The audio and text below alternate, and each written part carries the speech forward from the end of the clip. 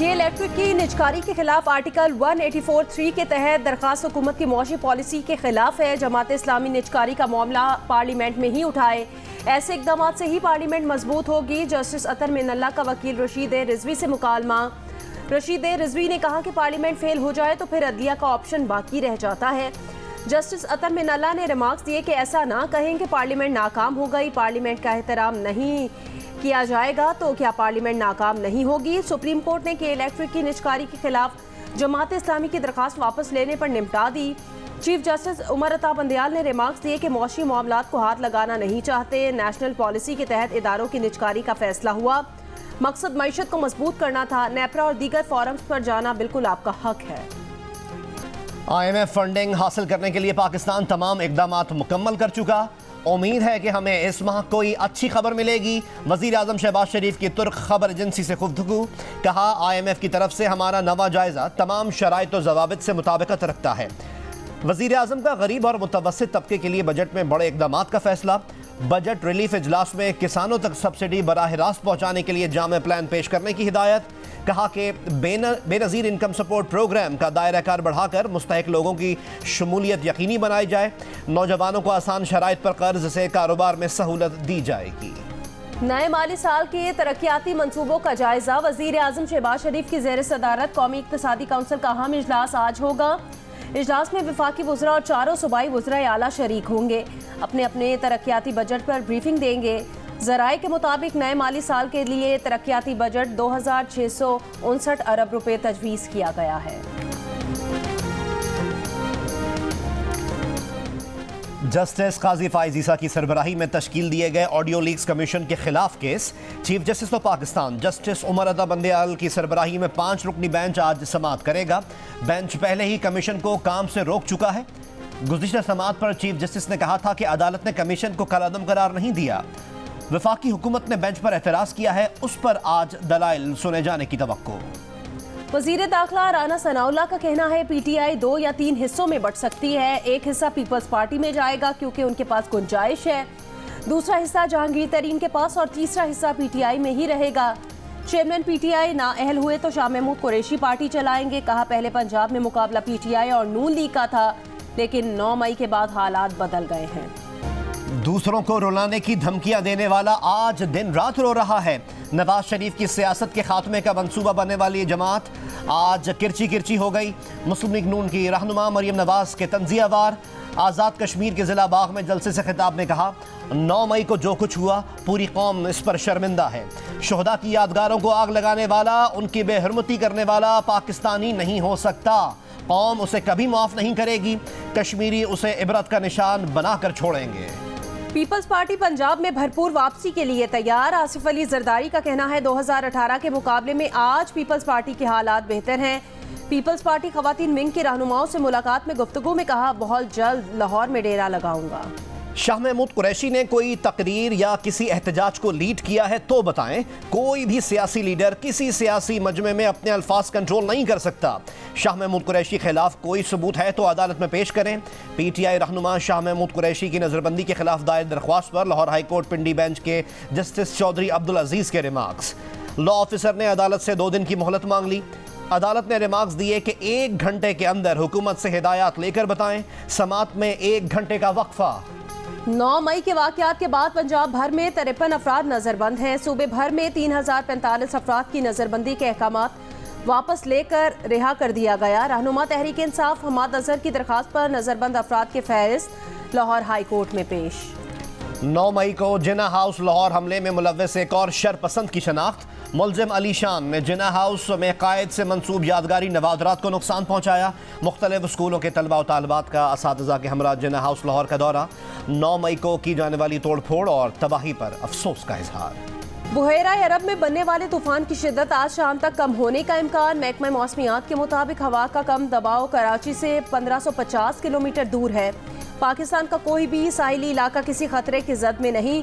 महकमा मौसमियात का cyclone warning centre निगरानी कर रहा है।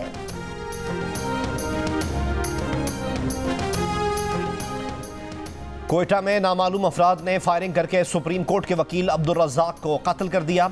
कोयटा बार एसोसिएशन का आज अदालती कार्रवाई के बॉयकॉट का ऐलान। वज़ीर आला ने IG पुलिस से वाक़े की रिपोर्ट तलब कर ली।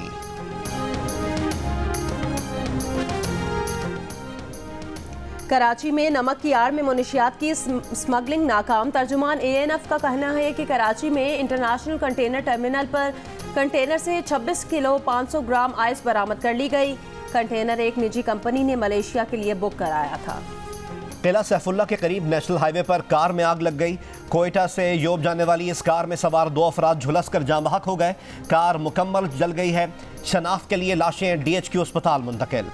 पुलिस के मुताबिक कार सवार अफराद मुबैना तौर पर ईरानी डीजल से भरे कैन योब ले जा रहे थे। तहकीकात जारी। लाहौर के चिल्ड्रन अस्पताल में डॉक्टर्स पर तशद्दुद के खिलाफ सरगोदा और फैसलाबाद में डॉक्टरों की हड़ताल का छठा रोज।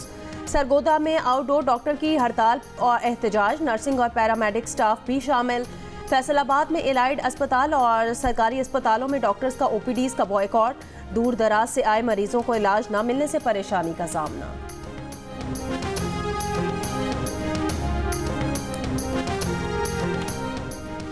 मुल्तान शुजाबाद के इलाके में 12 साल के बच्चे से मुबैना बदफेली। बच्चा हालत ख़राब होने पर अस्पताल में इंतकाल कर गया।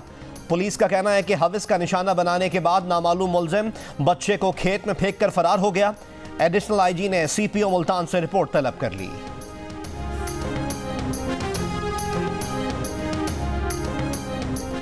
रहीम यार खान में 3 बच्चे नहर में डूब गए। 2 बच्चों की लाशें निकाल ली गई। एक की लाश आज निकाली गई। अंधेरे के बायस तलाश का काम रोक दिया गया। आज दोबारा तलाश शुरू की जाएगी। बच्चों की उम्र 3 से 7 साल के दरमियान है।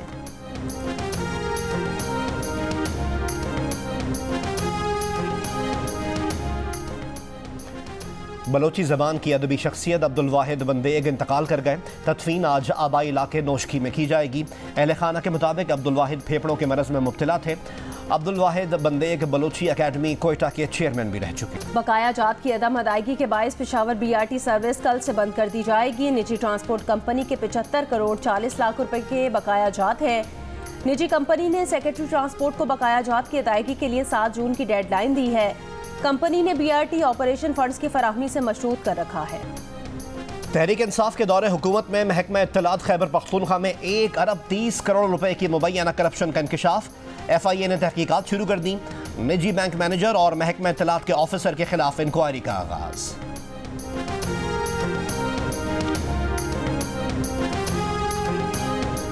बलोचिस्तान हुकूमत वफाकी हुकूमत से नाराज हो गई। वजीर आला अब्दुल कद्दूस बजिंजो ने कहा, आज इस्लामाबाद में कौमी इक्तिसादी राब्ता कमेटी के इजलास में बलोचिस्तान से कोई रुकन शरीक नहीं होगा। ये फैसला वफाकी हुकूमत के अदम ताउन के बायस किया। वफाकी हुकूमत बलोचिस्तान के अरकान सेनेट और कौमी असम्बली के तजवीज़ करदा मनसूबों को सालाना तरक्याती प्रोग्राम में शामिल करे।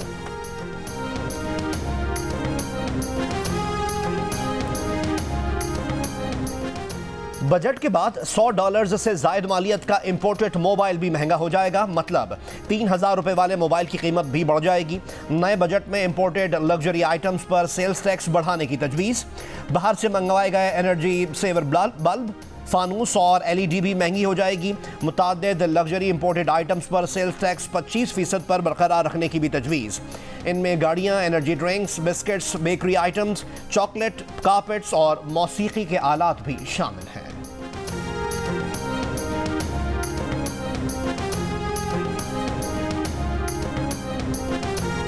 मेयर कराची के लिए पीपल्स पार्टी के उम्मीदवार मुर्तज़ा वहाब ने कहा, अगर मेयर के ओहदे पर किसी और जमात का शख्स आया तो वो यही बात करता रहेगा कि उसके पास इख्तियारात नहीं। पीपल्स पार्टी का मेयर आएगा तो मामला चलाने में आसानी होगी। जियो न्यूज़ के प्रोग्राम आज शाहजेब खानजादा के साथ में बातचीत। कहा, PTI के सिर्फ 8 या 9 अरकान ही जमात इस्लामी के इजलास में शिरकत के लिए पहुंचे। एतराज़ होता था कि कराची में बसें और एम्बुलेंसेज नहीं हैं। आज बसें और एम्बुलेंसेज नज़र आ रही हैं। शहर का सीवरेज निज़ाम बेहतर करने के लिए काम कर रहे हैं। कोरंगी कॉजवे बारिशों में डूब जाता था, हमने बेहतर किया। मलीर एक्सप्रेस वे पर काम तेज़ी से जारी है। साल के आखिर तक कयूमाबाद से शाह फैसल कॉलोनी तक का हिस्सा मुकम्मल कर लिया जाएगा।